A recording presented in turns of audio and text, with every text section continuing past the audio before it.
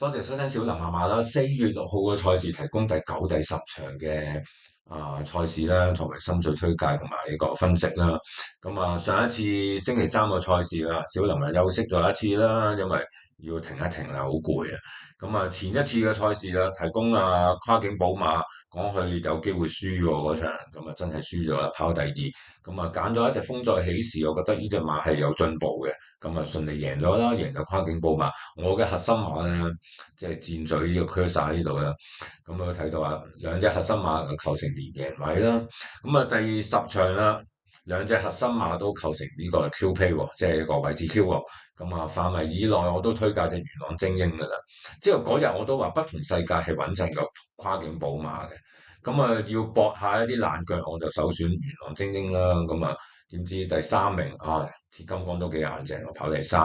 好啦，都叫順利贏到個單 T 嘅。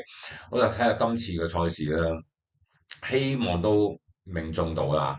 但係今次嘅賽事難度高，即係亦都冇一隻好似不同世界咁穩陣嘅馬嘅。彭才135磅，你話冇不同世界咁穩陣啦。即係淨係個磅位，你都或者會令到你係要考慮嘅嘢係多咗嘅。況且仲有對手就係神馳呢啲一直跑得好嘅馬啦，班底高有巴閉哥啦、豐盛啦，唔顯眼嘅，但我覺得呢隻馬應該有一定質素，可以闖到入一席嘅。仲有季初跑得好，喺1400米路程其實個表現好好嘅仗義，但係佢之後冇跑過嘅啫，即係冇跑翻1400嘅。喺呢個路程幾準成嘅實力派，亦都係啦，有機會走入嚟滿歡笑啦。喺而家落到呢個評分，其實接近去可以上名，係有能力上名，甚至乎贏得嘅分數。只不過今場嘅對手比較強。自己揀彭才多過揀神馳嘅原因就係、神馳始終你前仗贏咗1400米啦，加咗分加咗磅。再出增程跑1600就跑過第四，輸兩個幾馬位，似乎個磅位又對佢係有啲影響。我會覺得呢隻馬其實你過往都係嘅，你發覺對上前一次咩123磅突然之間輕咗，所以跑得特別好嘅。但係到咩一啲重磅130132嗰啲咧，有時就表現未必係話咁連貫，起碼有一次係咩130磅報文嘅，就跑過第9啦，輸3個幾馬位，跟住有一次跑咩130嘅，就又跑過第二啦。到終須有一次就係跑132磅先至贏到。嗰場嘅時間就稍為偏慢啲喎，比標準時間慢5線。呢隻馬加分加磅之下，我覺得對比彭才係冇咁好喎。彭才上一次都132嘅本身，跑入位置就加咗少少分啦。今次孭多3磅上嚟跑，但係個檔位佢個變數就係個檔位由九檔轉咗入2檔，騎師由田泰安轉咗落去潘頓嗰度，似乎呢啲變數對呢隻馬都係有幫助嘅。而神馳我會覺得就一般般啦。始終個磅位問題，我會考慮多啲嘅。巴閉哥檔位就一般般啦。其實我寫呢隻馬落去呢個範圍嘅，我都係以防萬一嘅性質多嘅啫，唔係話佢十足百可以入到3、4名。但係我睇翻嗰啲同路人睇翻呢場啲其他馬都普遍係水水地，所以我覺得呢隻馬憑住有班底嘅情況下，同埋佢今場係明顯放頭嘅一隻馬，俾佢唔使太快步速的話，佢捱到一直都唔出奇嘅。即係3344嗰啲。豐盛啦，豐盛其實跑呢個路程喺季初咧，10月13號嗰仗咧都跑得幾好嘅。唔係太差啦，可以話。但係呢隻馬1600嘅威力係更加好嘅，比較好跑啲嘅。但係呢隻馬咧跑完1月嗰時嗰仗咧就到而家啦。有少少缺過貨啦。但係重新喺翻1400跑啦，即係休息完啦，重新喺翻1400跑，我覺得呢隻馬其實都試閘嗰啲嘢都交到嘅。佢因為上一次去過千四嘅布文騎嗰仗咧，都係排咗個外檔，但係嗰場佢唔上名唔入圍係點解啊？我會歸咎喺嗰個步速問題上多啲，因為嗰場啊、頭段係正常啦，但係第二、第三段都係慢嘅，係末段大家踩油，佢都唔差嘅，佢係做夜二秒正嘅，即係喺末段喺嗰場慢步速嗰場賽事裏邊，呢隻馬要上名要贏，即係聽我咁講，當然係需要一啲快步速嘅場合啦。今場有巴閉呢隻叫做巴閉哥喺度，或者對佢有幫助嘅，所以豐盛我覺得要揀啦。更何況豐盛，你知呢個馬主呢一堆馬主係同咩馬房有關，咁我覺得冇必都係要拖翻即係作為冷腳㗎啦。多人星球，我覺得呢隻馬11月至今休咗咁多個月啦，即係我揀得四就唔揀呢隻啦，大佬，即係揀晒一啲好似傷病病嘅馬，好似即係搏咩喎？即係我都唔知，希望即係憑住一啲咁嘅傷病馬可以構成啲乜嘢？即係我覺得機會細啲嘅，即係你要同時間搏到兩隻即係體弱傷病嘅馬，我覺得係難少少咯。咁啊，上一次有咩問題啊？發出異常呼吸聲嗰類啦，咁啊唞咗11月唞到而家啦。馬佬同岡年80一齊講啦。岡年80排住個13檔咧，上一次係好黏地上名嘅，內檔嘅排4檔嘅湯普森嘅，今次13檔呢個檔位其實已經玩死佢，足以將呢隻馬摟開嘅。咁但係馬佬係咪真係咁好咧？我只係話佢前一次嘅賽事咧，佢本身已經係跑得唔錯嘅。阿黃志宏嗰次表現良佳嘅，算係。咁遇着上一次好黏地嗰場咧，啲對手又弱喎，部分馬咧亦都係話即係賽後話唔適宜一個好黏地。你再睇翻個賽果，由蔡約翰、羅富全、容天鵬、三師徒去構成一個三重賽，我都懷疑呢場嘅賽事嗰個可信性有幾高咧？見個賽果咁離奇。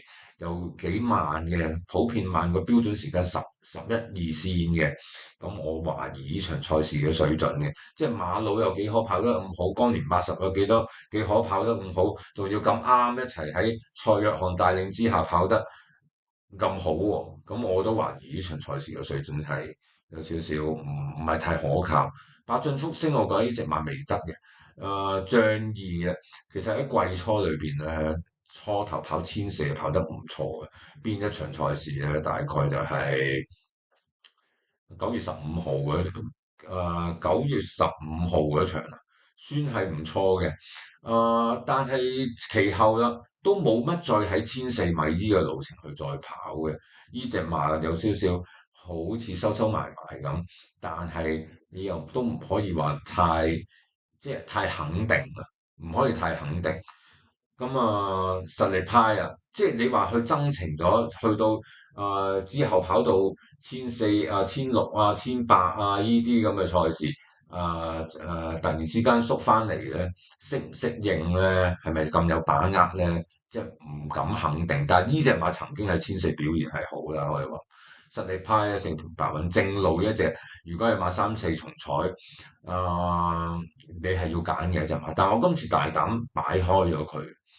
見佢啲飛數好似有啲問題，4重彩呢啲應該係幾熱嘅馬嘅，即係應該係3、4熱門嘅馬，但係今次好似偏爛咗少少。再睇呢隻馬近期都一直咁樣頂住啲3、3、4、4分，又冇乜點減，都長遠落去都唔係辦法㗎啦。呢啲馬其實都應該要即係跑翻啲差嘅賽事，減下啲分去爭取頭馬嘅資格，先至係正路。即係如果作為幕後嚟講，滿歡笑啦！已經落到一個可以入圍嘅分數啦。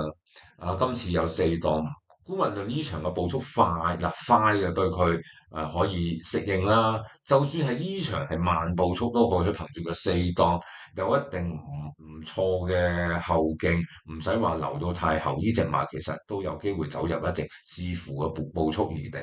咁啊，最後嗰兩隻啦，智滿同行同同心同樂，我覺得佢哋係屬於唔夠班嘅兩隻馬。咁啊，呢場馬，所以我就揀咗彭才啦、神馳啦、巴閉哥、豐盛，仲有仗義啦，搏下隻滿歡笑啦。呢場馬順便講埋，因為今日嘅馬主馬房路線咧，我睇過去冇乜話太特別嘅，比較單純嘅，倒不如今日就慳翻嗰啲時間，唔好講馬主馬房路線啦，我就講呢一場啦，就講翻90場嘅馬主馬房路線啦。彭賽嘅賽係嘅馬，而家暫時葉楚航同埋阿蘇慧賢啦，神馳嘅咁啊唔使睇啦，榮山嘅馬一定係擺喺賽會弱項嘅，線路單一嘅。巴閉哥。呂健威相關啲嘅馬房就係羅富全啦，豐盛啦，嗱豐盛呢隻馬有啲唔同啦，佢同方家排有關啦，同蘇偉賢即係今場嘅大熱門係有關嘅，多利係嘅馬，多利團體咪即係多利神區、多利彩區嗰堆人，咁我都聖神威嗰場我講，你哋記唔記得啊？所以呢隻豐盛係要考慮喺範圍之內。都靈星球啦，都靈係嘅馬啦，遍及咩馬房？希斯啦、賀啦、羅富全啦、文家良、伍彭志、廖康明。馬老嘅線路單一嘅，當年80，容天有呢個羅富全啦、容天鵬啦、尤達榮啦。百駿福星、百駿少星嗰啲嘅都係告東嚟嘅，不過有時都會諗下何言嘅，即係始終好多年前都會同何言有啲關係嘅。我成日覺得呢啲馬同埋以至到桃花乜桃花蜜嗰啲，好多時入圍嗰時都會見到何言嘅馬都好似常伴你左右嘅陰陽路嗰啲咁啊。張義啦，呢場留意下張義啦，滿歡笑咧，智滿同行咧。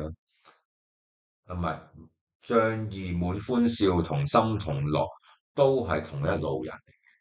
咁你從一啲佢哋啲團體同團體之間，好似三軍勇將啦、仗義呢啲，你發覺咦有啲重疊嘅關係喎，啲馬主堆裏邊。雖然都係團體為名，但係即係就呢三隻馬有兩隻都係團體嘅名義養啦，但係咦不約而同三軍勇將都係有啲關係。咁啊，小心呢三隻馬咧，仗義滿歡笑同埋同心同樂。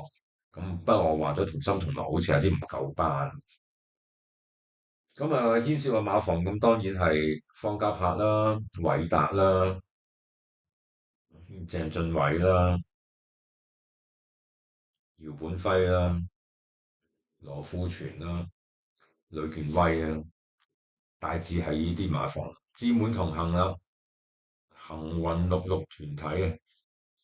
都幾多牽涉幾多馬，不過呢隻馬我覺得機會稍次啲。好啦，大致上係咁啦，咁啊所以講咗個重點啦，馬主馬房關係個重點就係仗義滿歡笑嘅關係，叫做同主同場啦，你可以咁去看待。啊、彭才同豐盛就因為係多利團體多利團體都有馬樣喺蘇啊、遼啊呢個馬房呢兩個馬房裏邊，所以要諗一諗啊。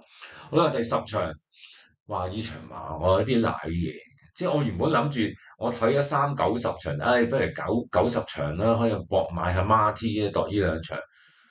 咁啊，好明顯第3場又容易啲嘅，起碼我望到隻新馬，即係嗰啲咩威利啊、林寶啊啲咧，都係一啲唔錯嘅新馬。到呢一場啊，會發覺好似冇一邊隻係可以信得過可靠。你話馬確好勁咩？排過外檔，上一次又跑輸得遠。飛輪步1400我買去1600我打過折扣嘅，對呢隻馬嚟講，久久為尊嘅1800我買去1600又好似冇1800咁好嘅。即係當然佢識上名嘅啦，但係佢而家係贏咗一場，再跑翻1600係另計啊嘛。唔同佢季初輕磅啲啊，未贏馬，仲有啲分喺手嗰個情況啊嘛。桃花運嘅上季贏馬都係要告東尼出馬海戰術，喺嗰場出三隻喺場1800米嘅賽事裏邊，最收尾咧就幫呢隻桃花運贏咗馬。告東尼都要出馬海戰術，至幫桃花運至贏得一場馬。咁啊呢隻馬2000又跑得一般般，1600其實又麻麻地，唯獨係1800又好啲。咁啊，呢場係1600啊嘛，所以又唔係話好想揀佢。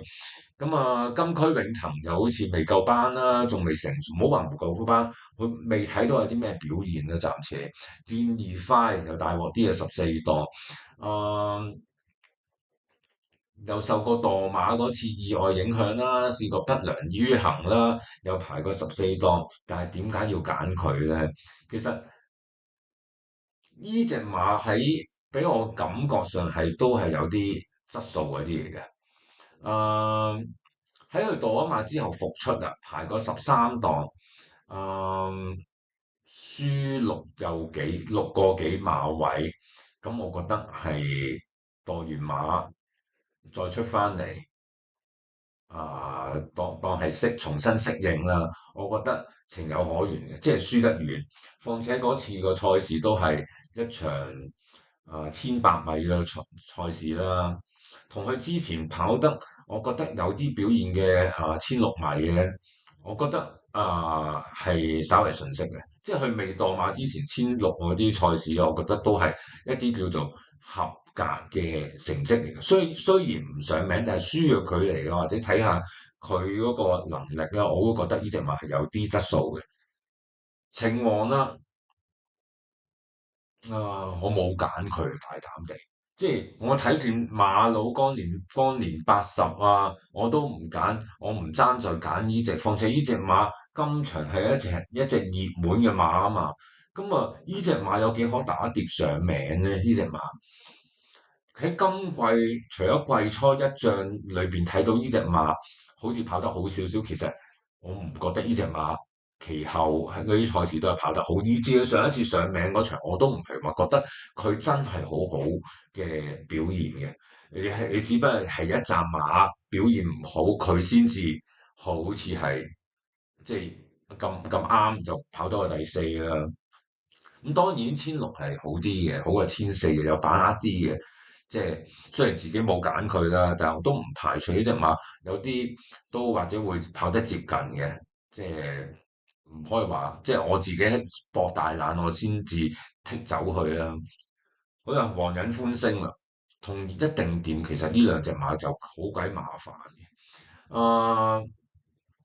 皇仁歡星嘅好處係咩咧？佢其實對之前上名嗰啲咧，或者贏馬嗰陣加10分嗰次咧，係排14檔嘅。雖然做嘅時間不過不失啦，但係個難度好高嘅，有14檔切埋欄，又埋咗欄，又要拉翻出去外檔嗰邊衝，淨係蝕腳程啊，都有排去蝕啦。所以佢嗰場贏馬加10分，到佢再出啦，都係14檔，再出都係13檔，加咗分輸，但係啊、不過不失啦，即係唔係話太差嘅。今次個轉機就係2檔咯。即係排翻個2檔，起碼即係就算佢啊、即係佢跑翻贏馬個接近嘅水準，我覺得佢都有能力喺呢個範圍之內。首飾天空啊，同跨境寶馬一樣啦，總係有啲毛病令到呢隻馬影響咗佢嗰個贏馬嘅資格。首飾天空其實過往呢隻馬咧上名啊贏馬嘅時間都好一般嘅啫。但係佢又上到名贏到馬嘅，到上一仗佢輸啦，跑第二，好明顯係有內閃。其實嗰場都佢要衝到上嚟，其實個難度都高嘅，因為我記得嗰個步速唔算係好快啊，因為好黏地啊嘛，好地址黏地啊嘛。頭段慢4線，第二段慢7線，第三段慢1線，只係末段啦，就係叫做比標準時間快啲。咁啊，呢隻馬由後邊追上嚟嘅，咁高速之下，加埋呢隻馬有內閃嘅毛病，咁其實即係都喺呢啲咁高速嘅情況之下咧，我會覺得呢啲毛病係會更加明顯啊！好似記唔記得大學生咁啊，類似咁啦。咁啊，好，我估佢爭咗情咧，守住一個好位去跑啦。我覺得呢隻馬或者都仲有能力去入圍嘅。即係唔好話因為一仗而跑第二而睇小佢，況且今場都係熱門嘅，爭情我唔係幾怕嘅。我覺得呢隻馬喺呢一組裏邊都算係有水準嘅，只不過唔係，只不過係蔡約翰喺呢一場裏邊仲賽前去試習，起碼有誠意去跑啦。超易穩係邊線啦，13檔會有少少影響嘅。隻馬上一次遇到嗰場都係有啲步速有得追嘅情況之下追得好嘅，不過對手咧或者喺嗰場嘅賽事其實個末段係好慢下嘅，即係佢哋嘅末段係人哋嘅末段係2364嘅，即係23秒64嘅，佢嘅末段就比較快啦，但係又唔係話真係好快，佢係開2316嘅。咁啊，整體時間嚟講計都未達到話真正三班嗰個標準嘅，即係因為嗰個好快地，即係睇落去又好似好快個標準時間，但係實際上你引申翻好快地同好地嘅差距咧，佢其實都係一般般嘅啫。喺三班就恰可，加咗分加咗磅，而檔位變咗13檔，我覺得有少少難度嘅，大膽地唔要佢嘅。本領輝煌啊，揀翻佢咯。其實16就跑得好嘅，不嬲都，誒、平庸咯，不過不失咯。即係佢係欠咗個潘頓咯，欠咗個潘頓。因為潘頓跑嗰仗咧，外碟咧跑得好嘅嗰次，誒、之後再出田泰安嗰場同佢差好遠嘅，即係同阿潘頓去跑呢隻馬係差好遠嘅，差起碼2級。龍城精將啊，嗯，睇到佢一個上一場喺16嘅賽事一個慢嘅 pacing 啦，即係一個慢步速啦，發揮到一段嘢2秒5嘅後勁咧，我覺得呢隻馬都質素話晒俾你聽係有嘅。呢場仲班德禮啦，算係偉達嘅出擊手啦，我覺得可以視為一隻冷門去搏下。會唔會同首飾天空啊？或者姚本輝啦？嗱，我成日都講嘅四大發明，蔡高、姚偉，咁我揀咗首飾天空，覺得佢四平八穩可以嘅，又見到隻龍城精上有啲質素喎，咁啊再睇下呢場都幾多黑咪掹嘅騎師都揸住一啲唔錯嘅馬，仲有四大發明嘅老友啦，蔡約翰、韋達嘅老友姚本輝啦，都有2隻馬出喎，我覺得即係呢個龍城精將一定掂黃隱。皇仁歡星、首飾天空，或者都可以佔到2隻嘅，即係呢4隻馬裏邊，咁所以可以去諗啦。咁啊，究竟跑第三啊，或者即係喺佢哋之前個終點嘅咩馬咧？我覺得係一啲唔係嗰啲久久為尊嗰啲，你已經睇晒嘅馬，唔係飛輪步呢啲，你跑過睇晒馬，或者會去到一啲真係你未睇過。好似一啲逐有進步，你睇得佢冇咁真嘅馬，所以我會揀到便宜快啊呢一堆咯，即係龍城精將即係便宜快、首飾天空，都係一啲較為質素新啲，起碼新過久久為尊、桃花運嗰批嘅，睇下啱唔啱啦。即係我覺得呢場係難嘅，可能大致上係咁。你話呢場馬，所以我話單 T 嘅話爭單 T 但冇難。即係搏下呢2隻首飾天空同龍城精將，試下搏一個4重彩4連環膽，睇下得唔得啦？即係又有啲分頭嘅。因為單 T 我都唔 sure。如果有啲側身馬係得的話，首飾天空會唔會褪下由第2變第三，第三變第四，即係一隻馬或者會影響或者佢仲頂得住第三。因為同時間有2、3隻側身馬跑呢個路程又特別好嘅。跑呢個千六係特別好嘅，會唔會將佢頂咗落去第四嘅？大熱門跑第四成日經常發生㗎啦，所以我覺得呢場好似買四連環嗰類賽事係抵啲，你雙膽亦都可以容許你去拖多一兩隻腳啦，係咪？就算我冇揀嘅超易穩，你都可以自己補入嘛，或者你覺得對秦王情有，我唔知點解咁多人好中意秦王呢隻馬，但我從來對呢隻馬冇覺得傻嘅咩，又唔係啲咩，即係又唔係一啲好連貫性、好明顯有質素嘅馬，就算有質素都係兩季前嘅事啦，嗰時都係側身啲啊嘛，你今時今日隻馬又開始老咗啊！狀態又一般般，我覺得呢啲馬過分，即係似乎係過分偏熱咗，即係呢個或者係我少少主觀都唔定啦。即係從來都即係情況我都中過，但係從來都對於呢啲馬或者擺得喺呢個馬房嘅馬都唔係話抱以話太大信心嘅。即係佢上一次贏馬都雙位數字嘅賠率贏馬咁嘛。好啦，咁多謝大家，希望今次都續有進步，續有我自己嘅進步啦，成績上交出一個好成績啦。好啦，多謝大家，拜拜。